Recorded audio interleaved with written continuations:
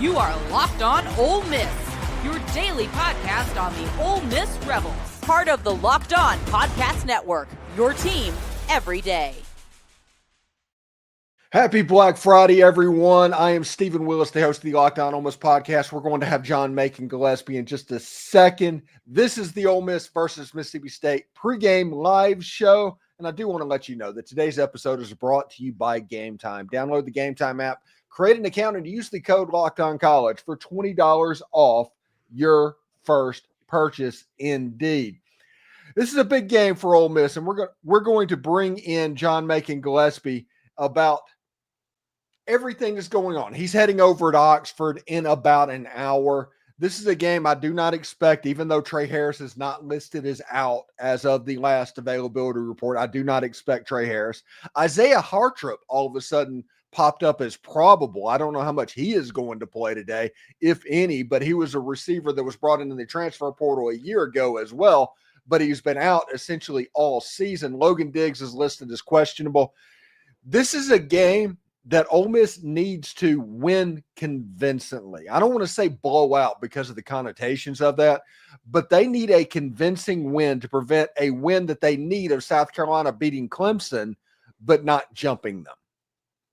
Yeah, it's a really complicated situation if you're looking at it from a playoff perspective. Now, obviously, I kind of said this on Twitter/X, whatever you want to call it now, on Tuesday night, that I don't think 14 is a great spot for Ole Miss right now, because a lot's got to happen, I think, for Ole Miss to get back into that field, which, I mean, we kind of knew that when they lost to Florida and last Kentucky. week. You lost to Kentucky. I mean, right. It is what it is at this point. Exactly. Yeah. So, but I mean, it is worth talking about because, I mean, I do think that the potential is still theoretically there. Mm-hmm. And so, I mean, if you want to talk about how Ole Miss gets to the playoff, I mean, you've got to, like you said, convincingly beat Mississippi State today.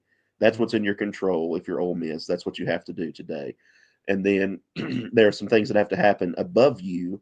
You know, what I like to kind of refer to as just straight up chaos. Essentially, you have to root for a lot of chaos for Ole Miss to get its way back into that top 12. And but yeah, the first step is convincingly beating Mississippi State today to the point where South Carolina won't jump you if they manage to beat Clemson. I believe that game's tomorrow, right? That one's not today. That's the noon game. That's at the same time as Tennessee and Vanderbilt. So that's two games that are pretty meaningful if Ole Miss can convincingly win the game today. Yeah. So I mean that's what needs to happen right now. Is the Black Friday goal for Ole Miss is simply convincingly beat Mississippi State, and then tomorrow you can kind of worry about the rest of the stuff that's going on. But yeah, you know, I'll argue, and you know, you and I both being native Mississippians, this game means something even if Ole Miss doesn't get into the playoff. I mean, I always take that stance. You know, there are some who, and I get it. There are some who will argue that it's just another game, which in a sense it kind of is some years, but rivalry games to me, regardless of whether it's this one or not, always have a little extra meaning behind them. So that's, you know, that's kind of the stance I take on today for sure. I've been inside that building for multiple years under multiple staffs. This game means something different than other games. They act differently for this game than even the LSU game, than even the Arkansas game. All those other rivalries, they don't act like they do for Mississippi State. And that is behind closed doors. That is like giving somebody a compliment when you don't expect anything in return. They're doing it when nobody's watching. So that tells me what this game actually means. And you mentioned on Twitter the other day, the last time Ole Miss beat Mississippi State in the Navy Strip, and I immediately knew the answer to that, but that was the 2008 absolutely blowout Egg Bowl. The last time that Ole Miss had a defensive line comparable to this one, it was 45-0, and Mississippi State had like negative 80 yards of rushing in that game. Yeah, it was insane. I remember that game. That one, I can't remember if that was a Black Friday or if that was an early Saturday game. I think that was a Black Friday game. It may have been a Black Friday game. So, I mean, it's kind of strange how stuff like that kind of lines up sometimes. But obviously the last time, and this obviously doesn't mean anything, But the last time Ole Miss wore this uniform combination against Mississippi State was the 2-point loss in 2022. But these are two different teams than came out on the field that season, and I think it's a little bit different storylines, behind this game as well. So I don't know. I'm a uniform geek, that, but that's something that kind of came to my mind was that the last time Ole Miss won in this uniform combination was that 2008 Houston Nutt good year, essentially. And I think the 22 game was the only time they've worn it since then. From what I can remember, yes, unless there was another one under Nutt. I'll have to go back and look. Unless there was another one under Nutt when the team was, dead, essentially. Yeah. We'll have to see how it looks, like the 2010 game, what that looked like. Yeah. But I do respect the fact, and I will give Lane Kiffin all the credit in the world, that he brought back David Cutcliffe's big game blue that he had back in the early 2000s. And Ole Miss always wears navy at home against Mississippi State. Now, in 2020, it was white pants, not gray pants, but it was still the navy jerseys. And Ole Miss on the road wears traditionals at Mississippi State. It's not white pants. It's not anything weird. It is going to be absolutely traditional uniforms. And I respect that about Lane Kiffin on a team that uniform changes have been a thing.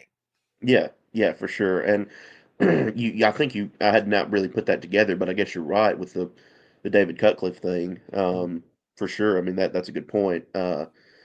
But yeah, it is interesting that we've seen over the last few years there being certain matchups that you can kind of guess what Ole Miss is going to wear. I kind of figured they would wear this week because it's kind of what has evolved into being under Lane Kiffin. And I think it's good. I mean, I think for these bigger games or these rivalry games, I guess in this case, I think that it's good to lean into that for sure because there's a lot of history behind this game. I think this is the 121st meeting between these two schools.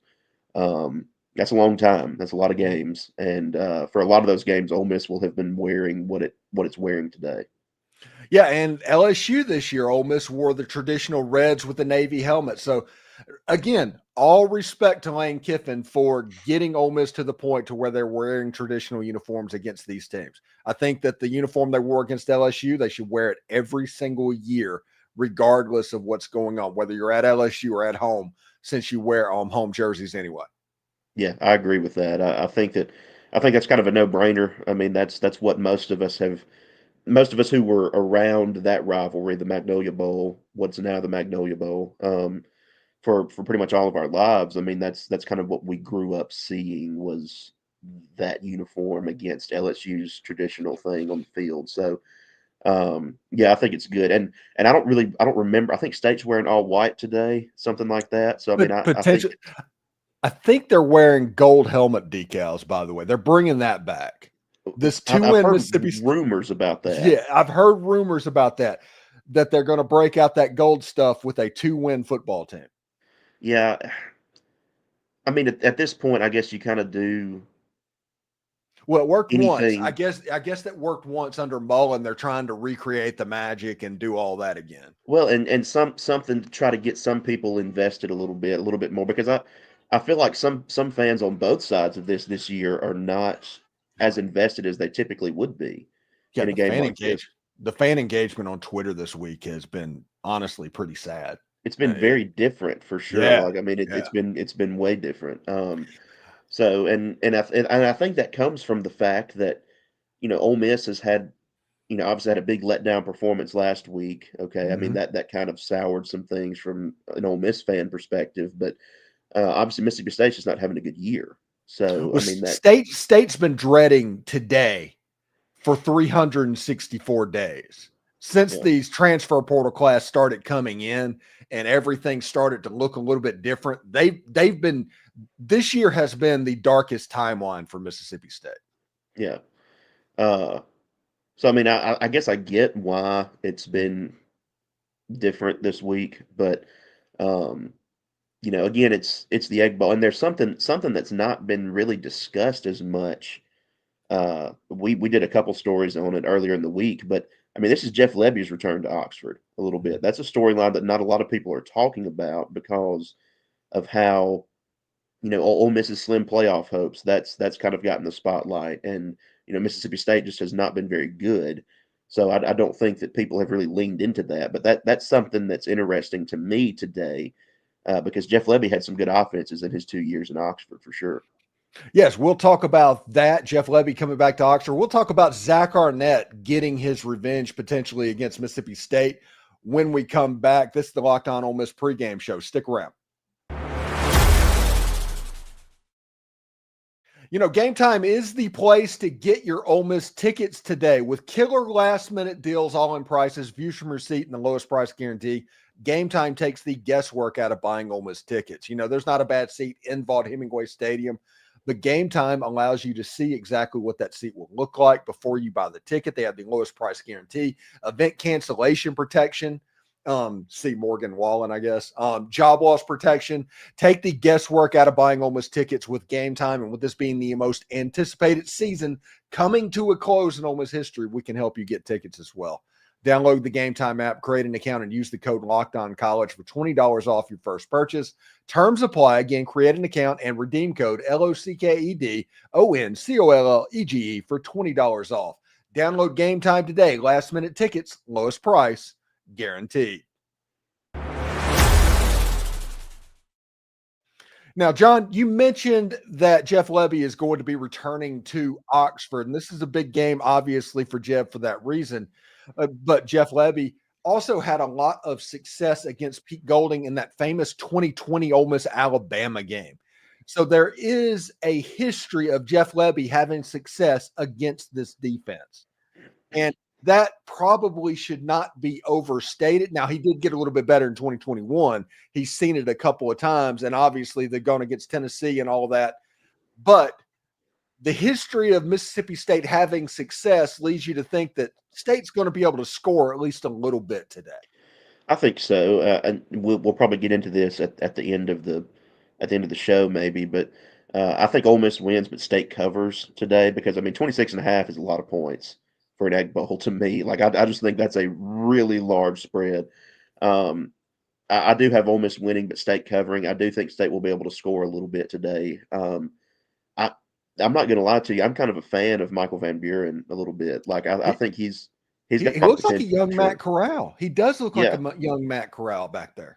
Yeah, like I think he's got potential in this league for sure. Again, he's obviously a freshman and doesn't have just a ton around him, but I think that he's got potential. So I think that Lebby will be able to scheme up some stuff today to get State some points at times today. I don't think it'll be enough to win, but I do think that he'll be able to do that today. And the other side of the coin is Zach Arnett is an analyst. He is the best assistant linebacker coach in college football. He sits up in the press box. This means a lot for Zach Arnett, the way that everything went down in Starkville last year. Oh, it does. I think anyway. I think it should. And I understand that State felt like it needed to make a coaching change. Last year was not going well at all for them. But I'm sure that Zach Arnett would like to come out on top in this thing today, even though he's not the head guy or a defensive coordinator or anything like that. But I do think that he would like to come out on top today against the school that let him go a season ago, for sure. I think that's definitely at play today. There's storylines like that, those two, Lebby and Arnett, that just have not been talked about a lot this week, and I think it's definitely worth mentioning. It's probably because of what Ole Miss did down in Florida and the fact that, honestly, Mississippi State season's been over for a while. Now, they're still going to play everything. The Ole Miss thing is if Mississippi State goes 1-11 and that one's against Ole Miss, it's a successful season. There's some truth there. There's a lot of truth there. So they're going to play hard, probably harder than they played all year. It's just a matter of if you allow them to be able to be close enough to where they can affect what's going on. Before we get to some viewer comments going on, predictions for this game. What do you think the score prediction is going to be in this football game? I've got 38-17, something like that, kind of. I think that Ole Miss will be in control for the game. Now, I said this for last week against Florida too, so I mean, take this with a grain of salt. But Yeah, we had the same I, score. right, yes, but I do kind of feel, and I feel like it will be something in that range today because I do think State will score a little bit, but I think Ole Miss will just out talent Mississippi State today. I think Ole Miss is the better team. If a somewhat motivated Ole Miss team shows up, I think they should win today for Yeah, sure. and the benefit of being the number 14 team in the college football playoff with even slim or a slim route to the playoffs means that you have a much better chance of having a motivated team, because there was a chance, a real chance that Mississippi State could have been up and it could have been a third or fourth quarter game because Ole Miss was just playing with their food, wanting to run out the clock. But this being 14 and having a chance to get to the playoffs, at least that provides the opportunity to be motivated. I think it should, and it just depends on how well emotionally the locker room has bounced back from last week. I think you can look at this and say, yes, there's a shot that if you're an Ole Miss player, there's a shot that we can get into this thing. So, go out and play and try to dominate as much as you can. But on the flip side of that, I'm going to be interested to see that for sure, just because things were pretty disheartened last week in Gainesville when that final whistle sounded, and it, understandably so. Yeah, it should have been, honestly. And if Ole Miss fans are looking at what they're trying to prepare this weekend for, Ole Miss needs a convincing win over Mississippi State. No conversation for the playoffs happens without a convincing win over Mississippi State. It just doesn't. But then you need Tennessee potentially to lose to Vandy, South Carolina to beat Clemson, but not by much. You need Auburn to beat Alabama. And at that point right there, you're borderline on getting into the tournament. And each one of those things, this is the crazy thing that I was explaining to people. Each one of those things, if you told me one of those things happened, I'm like, yeah, okay, that's fine. Yeah, I can see that. Absolutely. The fact that Ole Miss needs all of those things is where the rub is. That's why I think this is a rough spot for Ole Miss for sure, because it's almost like putting together a parlay in sports betting. Okay, you need all of these things to hit in order for you to win. Okay, and anybody who knows anything about sports betting knows that parlays, yeah, you get better odds for you. I mean, if it hits, it hits, right? But if just one thing misses, I mean, you lose the whole thing. So that's why I think this is a rough spot for Ole Miss, because they've got to dominate Mississippi State today. Like you said, Auburn needs to probably beat Alabama. South Carolina needs to beat Clemson, but not by a ton. Okay. And what was the other one? Maybe Vandy over Tennessee. Vandy over like Tennessee. Yeah. And then you have like so, Miami and Syracuse and other chaos that can happen outside. But the main thing is they need the ACC to only get one team in, and the SEC needs to clear out some teams in front of you. yeah. So that's a lot that's got to happen. But I mean, what's in your control as Ole Miss today is beating Mississippi State, and that has to be the focus. And my prediction of this game is actually 41-17. Whenever Ole Miss was at 14 and at least had a sliver of hope for the playoffs, I moved it from 31-17 to 41-17 because I think State's going to see a little bit more motivated team as well. Anyway, when we come back, we will switch gears a little bit and talk about Chris Beard and Ole Miss basketball's big win over BYU last night and them getting ready for Purdue today, this afternoon. Anyway, stick around. Get ready to tackle the NFL action with FanDuel. It's America's .1 sports book, because right now new customers can bet $5 and get $150 in bonus bets if that bet wins. Ole Miss is currently a 26.5-point favorite over the Mississippi State Bulldogs. That's the largest line in the history of this game, I think, by a touchdown, if I'm not mistaken. So I am kind of worried after what happened in Florida, how Ole Miss is going to react today, and if they can get to that 26.5-point line. The FanDuel Sportsbook gives you everything you need to place live bets on the NFL all in one place. So when you get a hunch in the middle of the game, you can check out the latest stats and view the live play-by-play and so much more on the same page where you place those bets. Just visit FanDuel.com today and join. You'll get started with $150 in bonus bets if you win that first $5 bet. That's FanDuel.com. Never waste a hunch and make every moment more with FanDuel. It's an official sportsbook partner of the NFL. All right, let's get into basketball a little bit and take some comments towards the end of the broadcast. I enjoyed this basketball game yesterday. It was a really fun game to watch. Juju Murray absolutely took over the game in overtime, and he was unguardable essentially by BYU once they got into foul trouble, because that felt like it was BYU's scheme early in the game. It was make a bunch of three-point shots with their lottery pick, that Igor Dennis or whatever his name was, or Demon, Igor Demon was a top 5 lottery type pick on the floor, and they just wanted to shoot and get the lead and then strain you. And then Ole Miss just started chipping away, and BYU started fouling, and all of a sudden you looked up and their whole team was in foul trouble. And at that point, Juju Murray just like, if you foul me, I'm going to go to the line and make the free throw. And I don't think anybody can guard me, and there's nothing you can really do. And Ole Miss just kind of pulled away. Yeah, it was that was a big win for Ole Miss yesterday, I think, for sure, because I mean that's a pretty good BYU team on a neutral floor, and you've got another big test today with Purdue. You've got a chance to have back-to-back pretty good back-to-back quad ones probably. Right. I mean, neutral floor wins here in the week of Thanksgiving, and I mean that can be really big, especially depending on what happens in conference play down the road. So that was a big one for Chris Beard and company yesterday, and going to overtime on Thanksgiving is pretty interesting in and of itself. But that's a big win for sure. Yeah, and it was.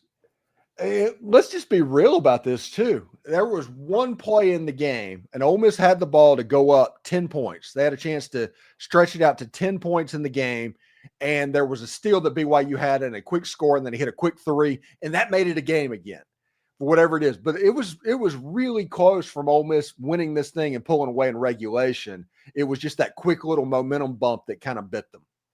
Yeah, for sure. And and college basketball a lot of times is a game of runs like that, and little things like that can be the difference in a win or a loss, or in this case something going into overtime. So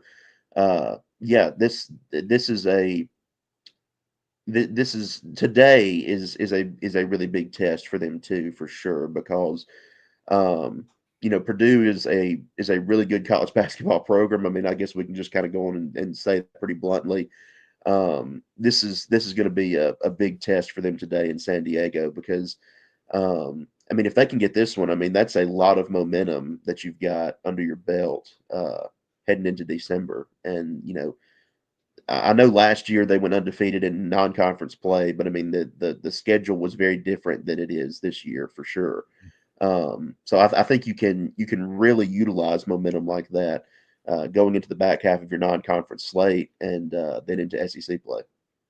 Yeah, just a terrific win, and they just have an opportunity, a free shot, basically, against the Purdue Boilermakers today, and that should be pretty good. Anyway, let's get to the comments real quick before we get out of here in this pregame show. We have James Mendoza that just says, I hope we can keep all of our defensive coaches for next year. I was thinking about this, John. I think that Zach Arnett's probably going to be a one and done. I think so, probably. I think he's been successful as a coordinator. I think he'll have job offers. I don't see him staying around for another year, probably. This is kind of like his not rehab stint, or whatever you want to call it. Like, it's his year to get back on his feet and get everything kind of situated again. I think he's going to be a coordinator sooner rather than later, once again. Yeah, I think he would end up at a place like the rumor is that Florida is going to fire both their defensive coordinators this year, because we're going on. I could see Zach Arnett at Florida next year, honestly. Yeah, I could see that. I think that would be a decent fit. Yeah. Saints fan 04 says the season will be talked about for years from now. Yes, absolutely on that one. I fully agree with that. I think that there's some parallels to multiple previous Ole Miss seasons with this, but if you look at it from like a preseason expectation thing, let's say Ole Miss doesn't get into the playoff, if you look at it from a preseason expectation standpoint, I see some parallels to '09 in this thing a little bit with how that team came into the year with a lot of a lot of expectations, and then had some had some bumps in the road, and obviously that year ended with an Egg Bowl loss. That's something that Ole Miss wants to avoid today, but I do see some parallels there for sure. Maybe '03 as well a little bit. The season that I correlated with wasn't even an Ole Miss season, but it reminds me a lot of the 1990 Michigan team that Ole Miss played in the Gator Bowl. That was the preseason number one, lost a 1-point game against Notre Dame, 1-point game against Iowa, and they lost a 3-point game to Michigan State. And all of a sudden they're in the Gator Bowl instead of having they were the best team in the country. Yeah. That year, but they just lost 3 games. And that was the team that had Desmond Howard on it, Elvis Gerback. That was those prime. I think it was Gary Moeller as the coach. That was after Bo Schembechler, but not much. But that Michigan team was very good. I think that correlates very well with Ole Miss. Randy Cross says Ole Miss by 50, literally. Yes, okay. 33 Drummer says, let's go Rebs, hotty toddy. Rebel and Dave Adventure says, yeah, Lane let us down. The Benchley situation is unforgivable. That's a weird situation. We'll never know the truth on that, John. There's rumors one way. There's stuff on one side saying one thing. It's I don't know that Ole Miss fans are ever going to hear this story. I don't think so either, unless it's, years down the line. I don't see. It has been weird this year. Since week 1, it's been weird, and it's been something that, we've asked multiple times, and we have just not really gotten a straight answer on. So. And from Tracy Ivy Muhammad, Miss Tracy, that's Jared Ivy's mom. She says, I'm still going to watch the show. There will be a few cheers today. Miss Tracy, we are going to miss you very much coming to the games and your presence around the football program. Unbelievably nice lady, all very good people. I am so proud that Jared's going to take that next step in his professional career, but we are going to miss you just on the show selfishly, you being around. Well, and Jared has been a really good presence in that locker room too. He's obviously been an incredible player since he got to Ole Miss. But interviewing Jared Ivey too, it shows you how level-headed he is, and I think that's a presence that's really underrated in a locker room, especially on defense. And I think he's really been able to provide that. He's been a really good piece at Ole Miss. Ray Duncan says, is Diggs available today? He's listed as questionable, as probably a game-time decision. We'll see exactly how it goes. I will say this. Mississippi State is bad defending the run.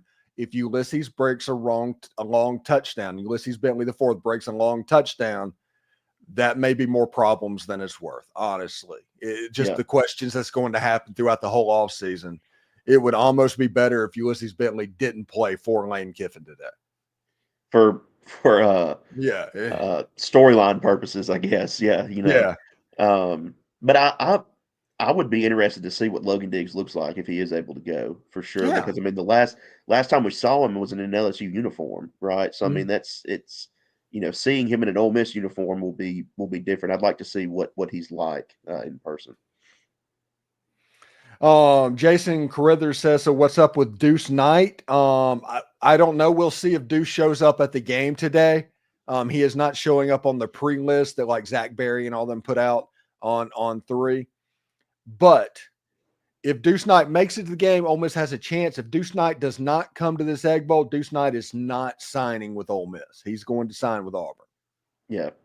That's a battle that has been talked about for a long time.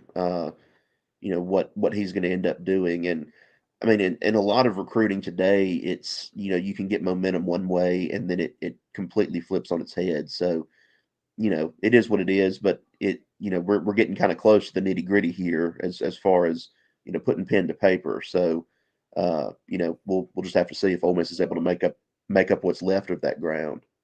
Yeah. And Caleb Cunningham having an official visit this weekend and signing day being Wednesday. That's big. That's huge. So whatever rumors that's going to happen, there's a good chance that he's going to be all right. And Caleb Cunningham and Caden Lee and Aiden Williams potentially And I know everybody's going to say it, but Deion Smith, those rumors keep popping back. They're going to try and get him back in January or something like that. If that happens, the wide receiver unit for Austin Simmons, it looks like there's not going to be that much of a step back in 2025. Yeah, no, I think it should be pretty good if it stays healthy. I mean, you'll be losing Trey Harris for sure, but I mean that's it just kind of is what it is, and he's going to be difficult to replace. Yeah, but you should have still some pretty good pieces around Austin Simmons, assuming he is the guy, which it looks like he will be in 2025. All right. Thanks again for making the Locked On Ole Miss podcast your first listen every day. We're free and available wherever you get those podcasts, including YouTube. We're part of the Locked On Podcast Network, your team every day. John Macon Gillespie, the publisher of Ole Miss on SI. What do you got going on Ole Miss on SI today, buddy? Going to have a lot of in-game coverage up on the site. We're going to have our in-game updates like we usually do, and some post-game stuff rolling in. We're going to, have some basketball stuff too once all that stuff goes final. Yeah, I mean, today's going to be, it's weird doing it on a Friday, but it's going to be like our typical game day type stuff that we have going on over on the site. Yeah, the media contingent that's controlling the narrative of what's going on does not like the game on Thanksgiving. I missed the game on Thanksgiving. I'll just say. Yeah. Yeah, I mean, the Thanksgiving Ed Bowls sometimes stress me out because I'm trying to balance like family and covering stuff. But, I get it. Like now, to me, the issue with it being on Black Friday is high school football stuff. Because this is like North and South half this week, but just kind of is what it is. All right, John, thank you very much. Be safe heading up to Oxford, and everybody else tune in about 30 to 45 minutes after the show for the instant overreaction. Remember, it is an instant overreaction, which means I'm going to be unbelievably elated or unbelievably deflated. It is a hyperbolic show by nature. So tune in for that, and we will give you all the news as well. But anyway, John, we'll talk to you later. Be safe heading up there, man. All right. Thank you.